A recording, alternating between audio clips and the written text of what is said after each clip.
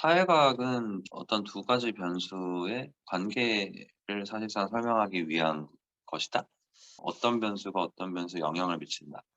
내지는 어떤 변수가 어떤 변수의 원인이 된다. 이런 관계 설정을 한다면 회귀 분석을 할 수 있고 몇 가지 장점이 있는데 그중에 하나가 여러 가지 원인들을 한꺼번에 분석할 수 있다는 게 장점이다. 모든 일은 한 가지 원인으로만 이루어지진 않잖아요.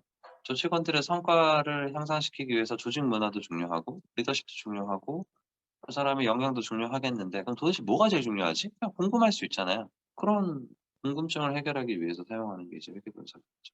두 번째는 성과를 향상시키기 위한 세 가지 원인이 있다고 가정을 해 봅시다. 뭐 시스템, 그다음에 리더의 뭐 리더십, 그리고 개인의 뭐 역량, 컴피턴시 이렇게 있다고 치면 그래서 퍼포먼스를 올린다고 쳐요. 회계 분석의 장점이 이거 숫자로 보여줘. n.3, n.4, 0.5 그러면 숫자 클수록 좋은 거예요. 0.5다. 그러면 컴피턴시가 제일 중요하다. 이런 결론이 나오는 거죠. 근데 그러면 이제 조직 문화 시스템이 좋으면 리더십도 좋은 거 아닌가? 그 리더가 좋은 리더 만나면 역량 개발할 수 있는 그런 기회를 많이 줄 테니까 얘도 같이 맞물려 있는 거 아니야? 이게 궁금하실 수 있을 것 같은데 놀랍게도 우리가 의도하지 않았지만 회계 분석은 독립 변수 요 추정된 이 값은 다른 변수를 통제했을 때의 순수한 영향력이 그냥 자동으로 나오는 거예요. 이걸 통계적 통제라고 합니다. 그러니까 어쨌거나 자, 두 가지 장점. 첫 번째는 여러 가지 원인을 한 큐에 한다. 두 번째는 그게 순수한 영향력이고 그걸 비교할 수 있다. 물론 좀 트리키한 부분들이 있어요.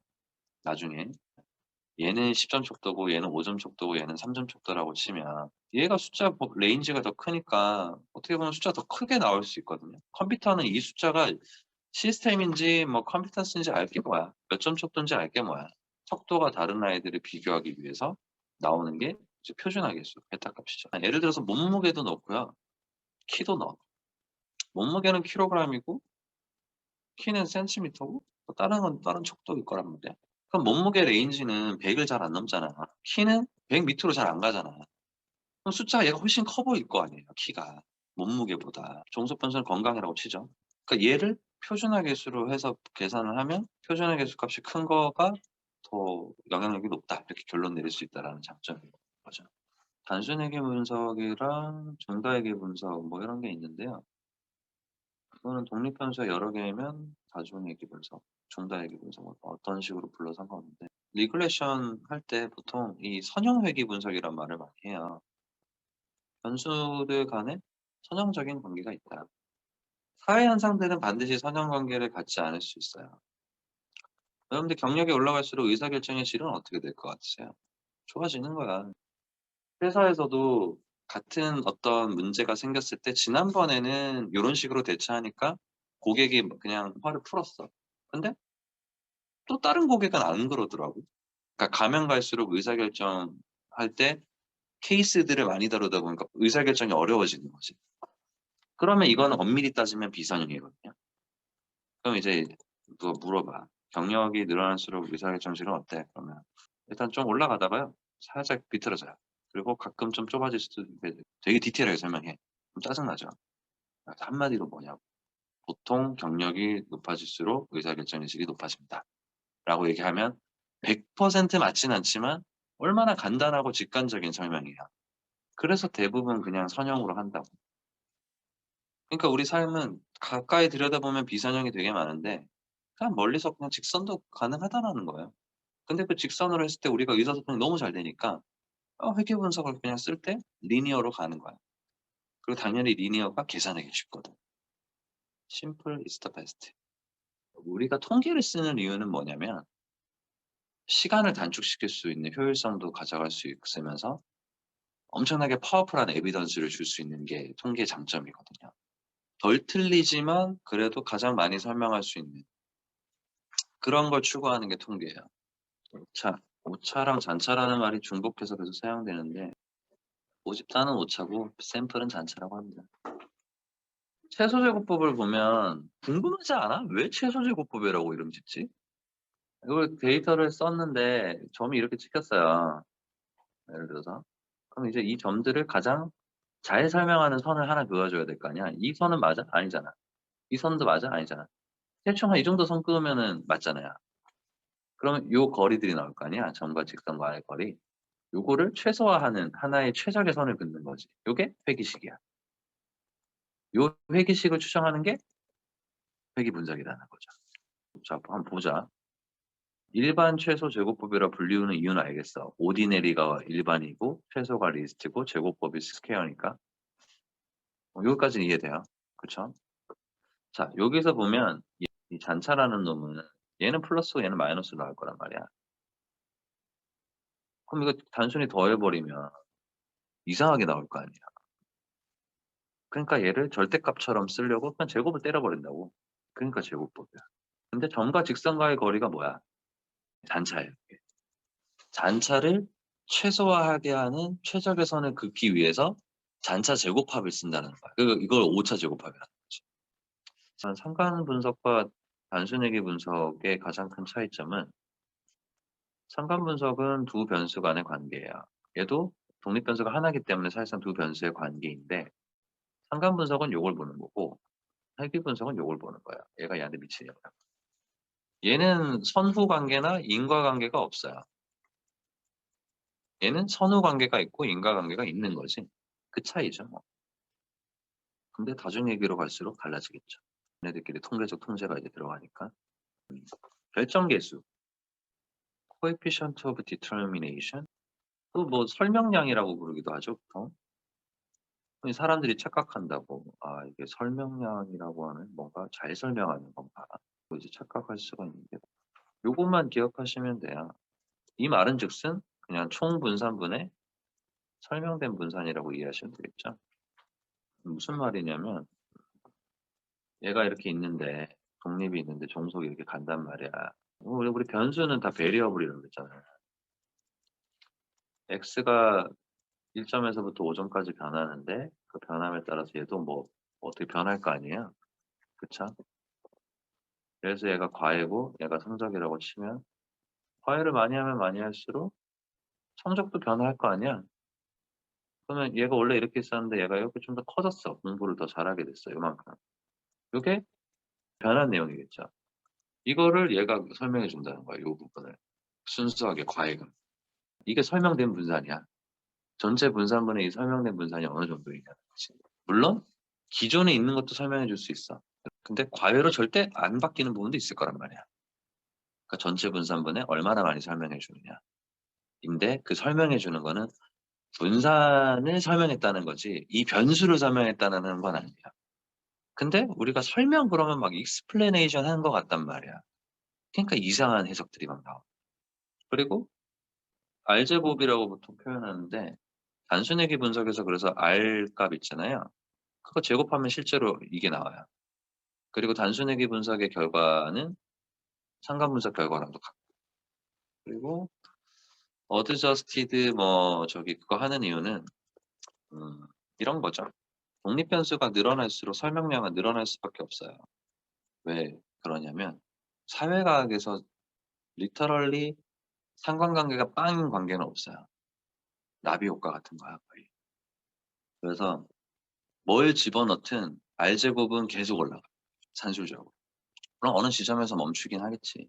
그렇기 때문에 단순히 독립 변수가 2개, 3개일 때보다 6개, 7개일 때가 R 스퀘어가 팽창되니까 그거에 페널티를 먹이는 게 어드저스티드 R제곱이야.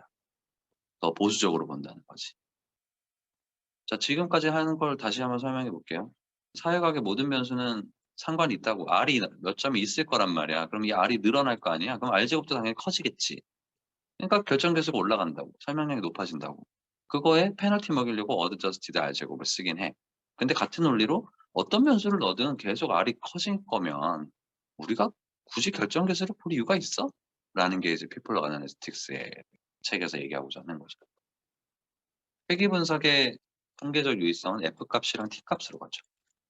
이걸로 한번 예를 들어보죠. 월급, 연령에 따라서 월급이 얼마나 올라가느냐에 대한 회귀 분석을 돌렸는데 이런 것들이 나와요. R 제곱이 나오고 어드저스티드 나와요. 그러면 어떻게 해석하냐? 해석 방식 3개 적혀있네. 보자 한번 볼까요? 독립 변수를 포함하는 회귀식의 5차 제곱합은 독립 변수를 포함하지 않은 회귀식 즉 절편이겠지. 절편만으로 이루어진 회계식의 오차 제곱합 193%다. 이것도 별로야. 자, 연령을 사용해서 월급여를 예측하면 뭐 이런 말도 할 필요 없지.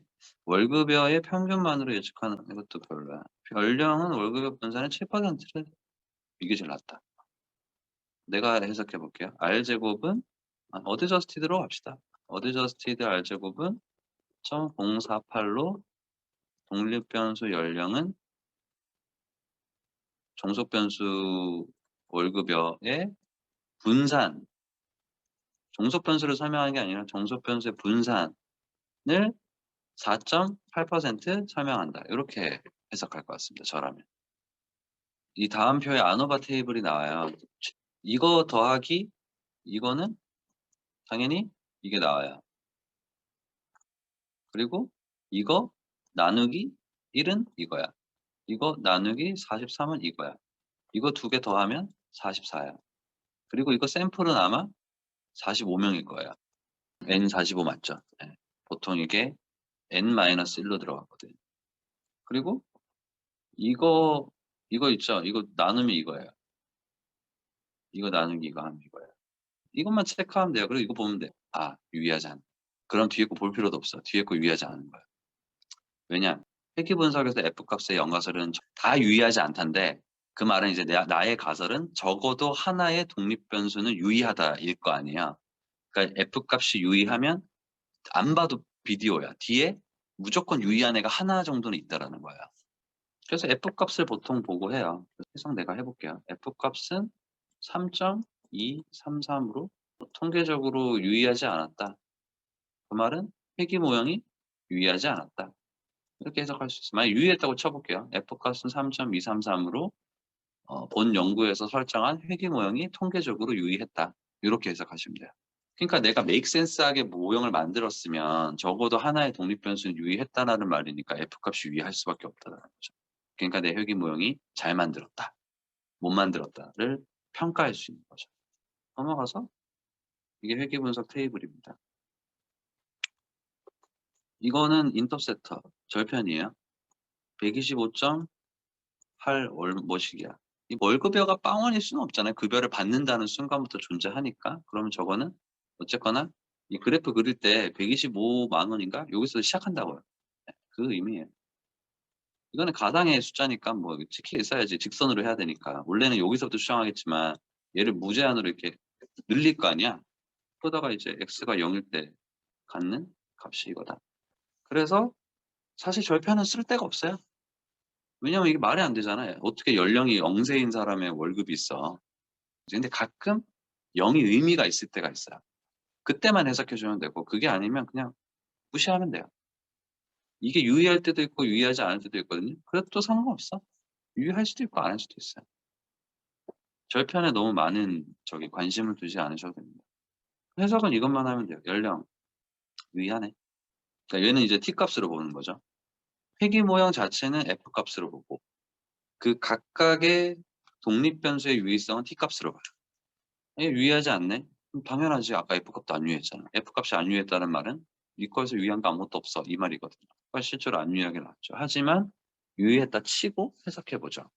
독립 변수가 1단위 올라갈 때마다 종속 변수가 이만큼 증가한다라고 해석하시면 돼요. 그래서 연령이 한 단위, 한 살씩 증가할 때마다 월 급여는 단위가 10,000원이니까 3.014만 원 증가한다. 이렇게 해석하시면 돼요. 연령이 증가할수록 급여가 올라갑니다. 이렇게 좀 심플하게 해석하면 좋죠. 왜냐하면 이 단위라는 거는 지금이야 10,000원이니까 소통이 되지. 만약에 리커트 척도라고 쳐봐. 리더의 리더십이 1점 올라갈 때마다 이 1점은 뭐야? 이렇게 생각한다. 그렇게 설명하면 좀 어설프니까 리더십이 올라갈수록 성과가 올라갑니다. 이렇게 심플하게 얘기하면 됩니다. 근데 이거는 돈이니까 돈은 단위가 이제 또 우리가 친숙하면 뭐 얘기할 수는 있어요. 뭐 키가 1cm 올라갈 때마다 뭐 어떻게 할 수 있다. 이렇게 할 수 있죠. 근데 그 단위가 보통 우리가 쓰는 것들은 눈에 보이지 않는 변수들에 대한 점수들을 의미하는 거기 때문에 행복이 0.7점 올라갔다 그러면 얼마나 올라가는지 우리가 어떻게 할 거야? 올라가는지 안 올라가는지가 중요한 거죠. 그러니까 그런 식으로 해석은 좀 잘 안 한다. 그런 거고 이제 얘가 y고 얘가 절편이고 이게 a지. 그리고 얘가 B지, 기울기. 요 숫자가 그대로 들어오는 거야. 이게 회기식이지 뭐. 그리고 얘를 그대로 그림 그리면 어떤 그림이 나오겠죠. 그런데 변수가 더 많아졌다. 그리고 척도가 다 다르다. 얘는 연령이고 뭐는 뭐 돈이고 뭐는 그렇게 된다. 그러면 이걸로 비교하는 게 아니라 얘로 비교한다. 자, 표준화된 베타. 그래서 이게 베타지. 이게 B고. 방금 연구 결과에서 이게 유의하지 않았어요. 그러면 결론을 이렇게 내리는 거야. 연령과 월급에는 관련이 없다. 그러진 않잖아. 상식적으로 연령 올라가면 월급이 올라가는 것도 다 알고 있잖아요. 그럼 뭐겠어? 임금 피크제인가? 뭐 이럴 수 있다는 거죠. 우리는 지금 선형회계 분석을 했어. 선형회계 분석에서 유의하지 않다는 거는 이 두 변수는 하등의 관련이 없다가 아니라 두 변수는 선형적인 관계가 없다라고만 얘기하는 게 중요한 거야. 비선형적 관계가 있을 수도 있어. 이런 관계가 있을 수도 있고. 그냥 다만 선형 관계가 없는 것뿐이야. 예를 들어서 이제 대선 다가오니까 봐 볼게. 이게 좌파, 이게 우파야. 이게 정보야. 후보에 대한 정보가 올라갈수록 좌파가 될지 우파가 될지 있고 여기 중도가 이렇게 있어. 사람들이 정보를 모를 때는 중도에 있어 보통. 이건 제가 만드는 게 아니라 원래 이런 데이터가 있어요. 선형관계 설명할 때 가장 많이 언급되는 자료라서 중도를 하다가 후보에 대한 정보가 많을수록 좌로 가든 우로 가든 결정력이 더 올라간다는 거야. 근데 얘를 만약에 상관 분석하잖아? 그럼 거의 빵 나와요. 그럼 뭐야? 후보자의 정보는 정치 상황과 관련이 없다라는 결론이 나온다고. 그게 아니야. 선형적인 관계가 없다는 것뿐이야. 딱 봐도 관계가 있잖아. 이렇게 가다가 정보를 많이 가지면 가질수록 후보를 좌로 선택할지 우로 선택할지 확고해지는 거지 뭐. 얼마나 설명할 수 있어. 이게 잘 설명할 수 있어, 이 변수 간의 관계를. 다만 선형 관계로 설명이 안 될 뿐인 거야. 이런 걸 이해하는 게 되게 중요해요.